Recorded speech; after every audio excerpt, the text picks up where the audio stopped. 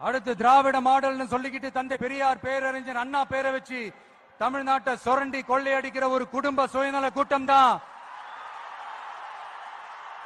நம்மளோட அடுத்த எதிரி, அரசியல் எதிரி, பொலிட்டிக்கல் எனிமி. பெரியார்ட்ட போய் பெண் உரிமை பெற்றுங்கிற, அப்புறம் வேலுநாச்சியார் எதை பெற்றீங்க? யார் வேலுநாச்சியார்?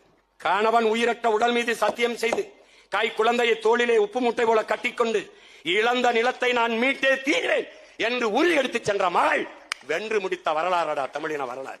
இதுவும் தவறு என்று சுட்டிக்காட்டியுள்ள சிலர், வேலுநாச்சியாரின் வரலாறு என்று ஜான்சி ராணி லட்சுமிபாயின் வரலாற்றை சீமான் தவறாக கூறிவிட்டதாகவும், வேலுநாச்சியார் தனது கணவர் இறந்து 8 ஆண்டுகள் கழித்துதான் வெள்ளையர்களுடன் போர் புரிந்தார் என்றும் கூறுகின்றனர்.